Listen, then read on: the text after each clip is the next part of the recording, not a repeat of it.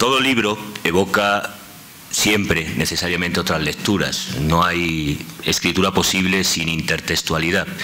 Y lo primero que evoca la gran transición, en cierto modo, lo primero que sugiere es la gran transformación de Polanyi, esa transformación histórica, en este caso en un sentido bien distinto al que describe del capitalismo, de un pasado, de una memoria que registra, y uno puede hacer una lectura del libro en términos históricos, de ese recorrido previo a la Revolución Ciudadana, a lo que sería el futuro, porque de algún modo, y ahí la pertinencia del título del libro, lo que propone la transición es una reflexión sobre la metamorfosis, sobre la imagen también de la figura del efecto mariposa, sobre de algún modo también las transformaciones históricas que ha vivido Ecuador.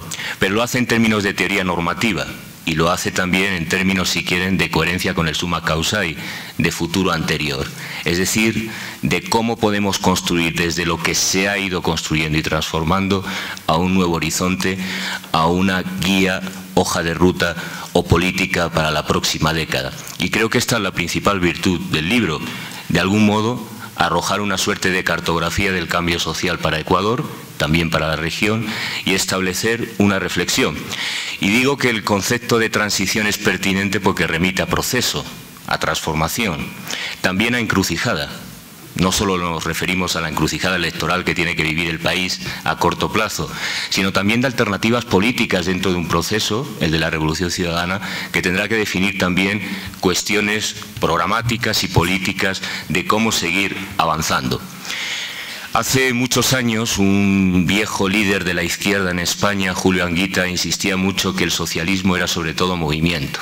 Y de algún modo la transición implica, en esa encrucijada, qué tipo de movimiento, estrategia y de posicionamiento vamos a esbozar.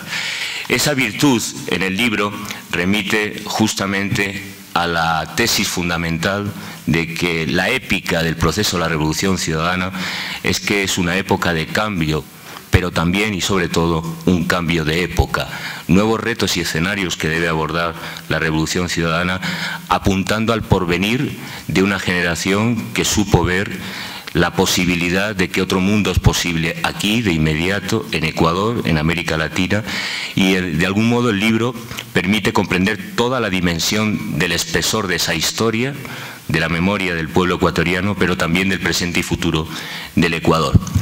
Como todos saben, René no es economista. Fundamentalmente es alguien que frente a la dominancia de la econometría y el positivismo hoy vigente en la ciencia económica, hizo también su transición de la economía a la economía política, de la economía política a la política, pero también a la sociología, a la historia, a la vida cotidiana, a la reflexión sobre los mundos de vida, en la que plantea en uno de los capítulos justamente esa consideración sobre la teoría del valor. Aquí estaríamos discutiendo, pero como les he dicho, siempre me gusta repetir a Abraham Maltz, al teórico de la información, el único capital de que dispone el hombre, el ser humano en general, es el tiempo. Y no es infinitamente elástico, no es acumulable, el tiempo vivido es tiempo ya que se pierde en el doble sentido, como experiencia vivida, pero también como tiempo que no se recupera. Estaríamos aquí muchas horas discutiendo sobre teoría del valor, que no estamos de acuerdo, ya hemos dialogado mucho sobre ello. Creo que sí se puede desde el marxismo hacer otra lectura del tiempo, de la economía política del tiempo, que es una reflexión muy importante que formula el libro. Por ejemplo, en la línea de Bolívar Echeverría, de valor de uso, de tiempo de vida, de una lectura distinta de lo que podríamos considerar como elementos a tomar en cuenta. Es verdad que cierto marxismo, por ejemplo, lo hemos discutido con David Harvey, pues no entiende, por ejemplo, el tiempo de las mujeres en el hogar trabajando como tiempo de creación y generación de riqueza. Es decir, el marxismo ortodoxo no ha abordado muchas cuestiones de la vida y del valor que tenemos que disputar. Pero decía que el gran aporte, y este es mi reconocimiento y elogio en este acto público a René, por una sencilla razón. Yo decía que no es un economista, más bien es un intelectual orgánico, y ese es un reto complejo, porque quienes hemos estado en un pie en la academia y con el otro pie en la calle. Siempre hemos vivido esa situación contradictoria, que los movimientos sociales nos consideran tan teóricos que estamos fuera de la realidad, pero en la academia nos consideran que estamos demasiado en la calle y que por tanto somos poco rigurosos estadísticamente, probabilísticamente, científicamente, positivamente poco científicos, porque estamos mirando desde otro observatorio, que es el de la realidad social, que es el de las transformaciones históricas, que es el de los mundos de vida, justamente del mundo y el campo de la inmanencia. Y ese es un gran reto. Yo hago siempre una broma, y voy a aprovechar para contársela, sobre los intelectuales, ¿no? El intelectual tiene esa falta de practicidad que se puede encontrar ante una puerta para acceder a un acto público como este, y puede estar debatiendo que la forma de la puerta en términos metafísicos aparece como una puerta, pero en realidad no es una puerta. Podríamos discutir si la forma, el color, se correspondería al modelo genérico de puerta. En fin, la dimensión praxeológica no es una de las características del intelectual. Y yo quiero hacer aquí un público reconocimiento a la labor política y a la labor praxeológica de René. Alguien que piensa pero que pone en acción. Y esa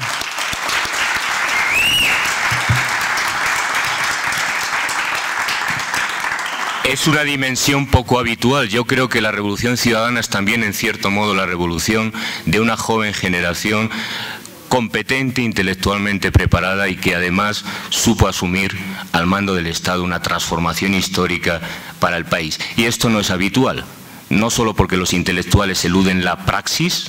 Generalmente la academia no está ligada a las transformaciones y el compromiso histórico, sino también porque, y permitan un poco la anécdota personal, el 90% de los equipos que he tenido en el departamento, en la facultad como decano, tiene una incompetencia manifiesta para la gestión. No es el caso de la eficiencia demostrada, no solo del presidente Correa, del compañero René Ramírez y de muchos otros que desde la academia asumieron un liderazgo con eficiencia, con capacidad de gestión y tratando de innovar y establecer nuevos retos cognitivos, políticos y prácticos. Esa dimensión de la filosofía de la praxis, del pensamiento para la acción, está presente en el libro, y no solo en forma de tesis al final del mismo, sino también esbozando esa lectura histórica y las contradicciones que se dan en los cambios y en esas 5 transiciones que describe, del antropocentrismo al biocentrismo, del colonialismo y patriarcado a la sociedad pluridiversa, de la democracia exclusivamente representativa a la democracia sostenible, basada en participación y deliberación social, del modelo de mercado a la economía social y solidaria, y del Estado corporativo. A mi modo de ver, es el gran protagonista del libro, el papel del Estado y la construcción de otro modelo de desarrollo social en Ecuador, a un modelo soberano, popular, que garantiza derechos y que desarrolla de algún modo un nuevo horizonte en esta crisis civilizatoria que estamos viviendo. Una de las tesis que yo suscribiría sin ninguna duda es justamente que en esta crisis civilizatoria, lo que relata en el libro, el contexto de América Latina, demuestra, como afirma René, que el nuevo continente de las luces en el siglo XXI es Latinoamérica, que la esperanza frente al miedo es Latinoamérica, que el proyecto de transformación y la disputa del sentido común que se está viviendo estos días, que viviremos pronto en las urnas, se está debatiendo acá. Lo que estamos viviendo en otros espacios geopolíticos es exactamente lo contrario a lo que propone como tesis el libro, al objeto de la reflexión, empezando por la propia transformación del Estado, que sin ninguna duda está experimentando en este capitalismo financiero pues una reestructuración para afirmar el mundo de la muerte, la cultura del miedo y los nuevos autoritarismos y fascismos emergentes. Y una nueva apropiación exige también una nueva teoría. Yo creo que la virtud del libro es que no solo propone una nueva guía, una cartografía del cambio para la próxima década, sino también una disputa. Por ejemplo, el que señalaba Mauro anteriormente sobre la importancia de establecer un nuevo modelo valórico, una nueva apropiación social valórica, el tiempo, el buen vivir, que es un elemento fundamental. Nosotros en CIESPAL estamos discutiendo sobre la comunicología del sur, sobre la tesis del etos barroco, y ahí es un elemento que tendríamos que discutir. Creo que es central esa paradoja que hace mención del bienestar objetivo y del malestar subjetivo. Siempre se ha dicho que no puede haber una revolución sin música, sin baile. Yo diría, no hay revolución sin política cultural. sin la disputa del sentido común, sin la disputa ideológica. Y aquí habrá que hacer una discusión,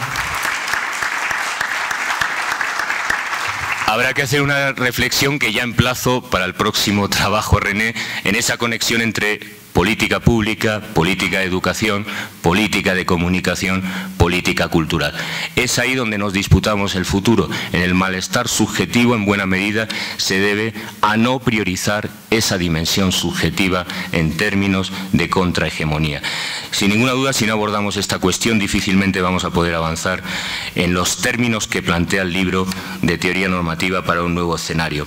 Hace algunos meses, en esta misma sala, en este auditorio, Franklin Ramírez afirmaba la necesidad de reflexividad. Afortunadamente, este libro ya es un aporte a la reflexividad sobre la revolución ciudadana, a pensar y autoobservarnos qué se ha construido, cuáles son las falencias, qué retos cognitivos están por delante. Me consta también que el IAEN está en proceso de editar un próximo texto sobre la revolución ciudadana. Necesitamos pensar más y articular nuevos sentidos comunes en esa disputa ideológica. De lo contrario, el movimiento de movimientos, la narrativa histórica, el acontecer político que vendrá por delante, previsiblemente, en décadas de neoliberalismo y en la matriz cognitiva, en la sensibilidad, en el sensorium, en la estructura de sentimiento, en el modo de vida de la gente, no vamos a poder lograr, pese a la situación objetiva de avances que se han conquistado, una disputa de ese sentido común, es decir, nuevos avances para nuevos tiempos. El núcleo de la política como arte y la praxis de la virtud implica no solo ética de la solidaridad, no solo política pública, sino abordar esta cuestión de la memoria, de la cultura y de la hegemonía cultural.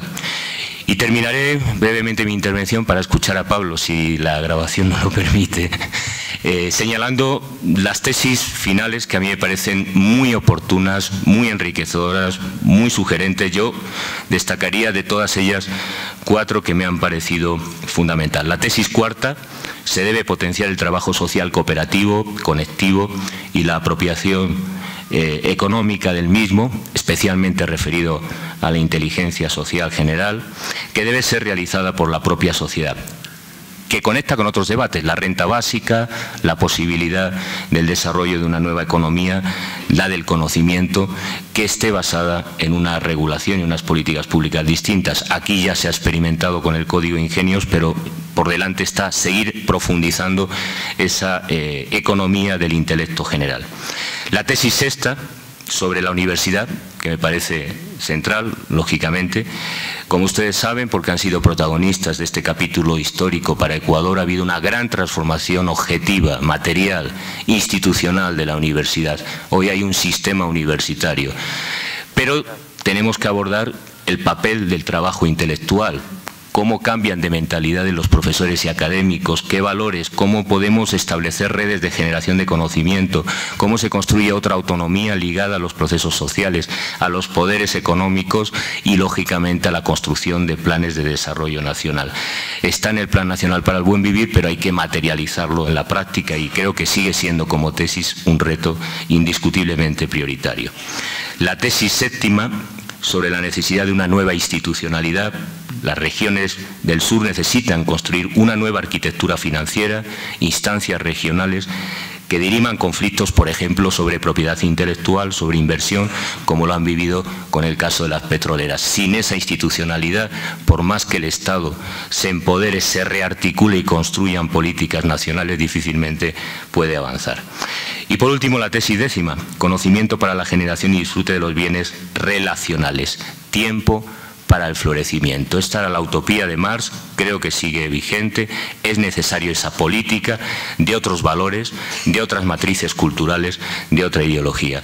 La esperanza que nos narra el libro es que Ecuador ha avanzó ya en esta dirección, tiene agenda de ruta. Esta es una cartografía para leer la historia a contrapelo y pensar el futuro, proyectarlo, y desde luego en esa mirada el libro hace un aporte, creo que es muy necesario. Ahora corresponde a ustedes leerlo, analizarlo y, lo que es más importante, poco habitual en el mundo académico, transformar y construir de nuevo país y revolución para Ecuador. Enhorabuena.